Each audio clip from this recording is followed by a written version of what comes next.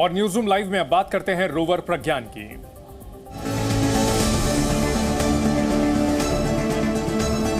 चांद पर प्रज्ञान जुटा रहा ज्ञान। चांद पर रोवर प्रज्ञान की चहलकदमी। चंद्रयान का मिशन, रोवर प्रज्ञान का रोटेशन। चंदा मामा के आंगन में प्रज्ञान की अटखेलियां।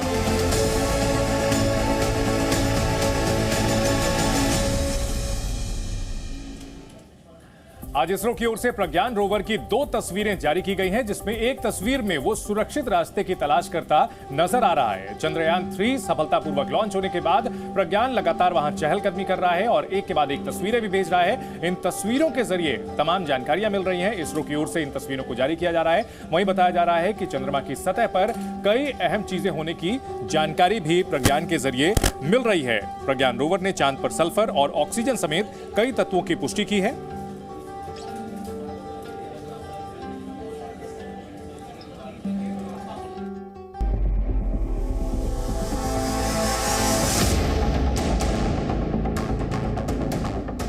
चंद्रयान पर एक और खुशखबरी। रोवर ने चांद पर खोजा ज्ञान। चांद पर की सल्फर की खोज। चांद के और रहस्यों से उठेगा पर्दा। चंद्रमा की सतह पर लैंडिंग के बाद रोवर प्रज्ञान चांद से रोज रोज नई नई खुशखबरी दे रहा है। रोवर प्रज्ञान पर लगे उपकरण चांद के अनसुलझे रहस्यों से पर्दा उठा रहे हैं। इसरो ने मिशन चंद्रयान को लेकर एक बड़ी खुशखबरी दी है। इसरो ने चांद पर रोवर का नया वीडियो जारी करते हुए ये बताया है कि चांद पर सल्फर की मौजूदगी खोज ली गई है। रोवर ने अपनी खोज में चांद पर सल्फर की मौजूदगी को पुख्ता किया है। इसरो ने मिशन मून के अभियान से इस बड़ी सफलता को दुनिया के सामने रखा। इसरो ने बताया कि रोवर पर लगे एक उपकरण ने दूसरी तकनीक के माध्यम से चांद के दक्षिणी ध्रुव क्षेत्र में सल्फर की मौजूदगी की पुष्टि की है।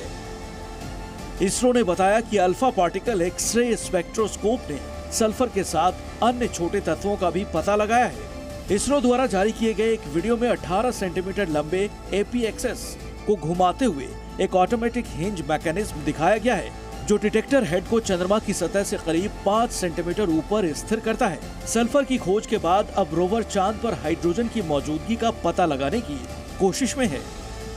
चांद पर ऑक्सीजन पहले ही मिल चुका है, इसलिए हाइड्रोजन की मौजूदगी का सुराग ढूंढना और ज्यादा अहम है। आखिर चांद पर रोवर प्रज्ञान की ये खोज क्यों महत्वपूर्ण है, आइए ये समझते हैं।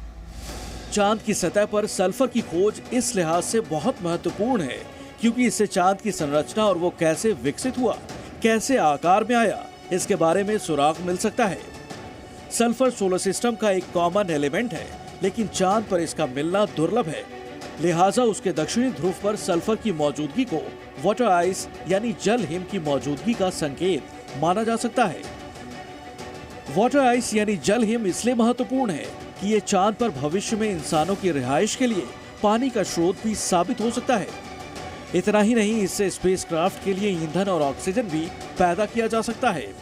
वैज्ञानिकों को चंद्रमा की धरती पर सल्फर की उम्मीद नहीं थी, लेकिन अब चंद्रयान 3 रोवर प्रज्ञान पर लगे 2 उपकरणों ने चांद के दक्षिणी ध्रुव क्षेत्र में मिले सल्फर की मौजूदगी की पुष्टि कर दी है।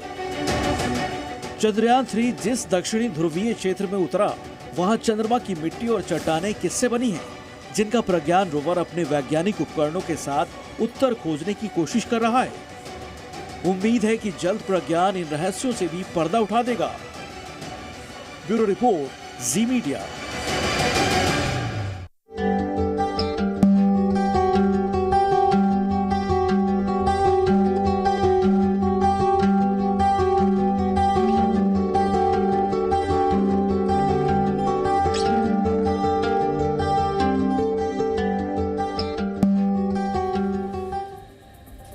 चंद्रयान की सफल कामयाबी का 1 हफ्ते से ज्यादा समय पूरा हो चुका है और इस दौरान इसरो की ओर से लगातार तस्वीरें जारी की जा रही हैं और अब इसरो ने एक ऐसी तस्वीर जारी की है जिसे देख करके सब सारे हिंदुस्तानी स्माइल कर उठेंगे।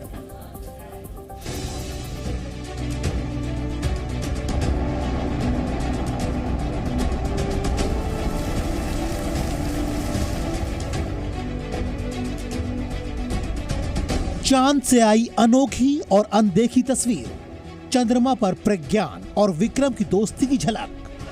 चांद पर सफल लैंडिंग के एक हफ्ते बाद चंद्रयान से जुड़ी और दिलचस्प तस्वीर सामने आई। इसरो की ओर से जारी की गई ये तस्वीर कई मायने में अहम है। लैंडिंग के बाद ये पहला मौका है जब चंद्रमा पर मौजूद प्रज्ञान रोवर ने लैंडर विक्रम की तस्वीर खींची। इसरो के मुताबिक ये तस्वीर प्रज्ञान रोवर ने अपने सामने लगे नेविगेशन कैमरे से खींची है।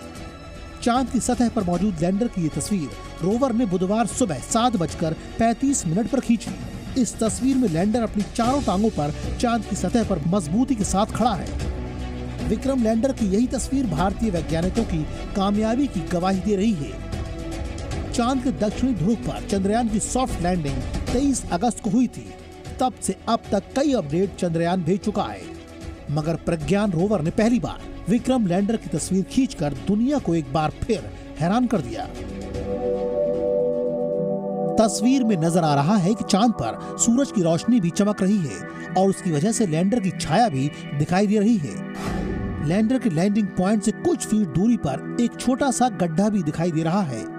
लैंडर की दूसरी तस्वीर में लैंडर से लगे चास्टे और इल्सा नाम के सेंसर भी साफ दिखाई दे रही हैं। तस्वीर में साफ दिखाई दे रहा है कि लैंडर पूरी तरह सुरक्षित है और चांद की सतह पर उसी मजबूती से खड़ा है जैसे उसने लैंडिंग की थी।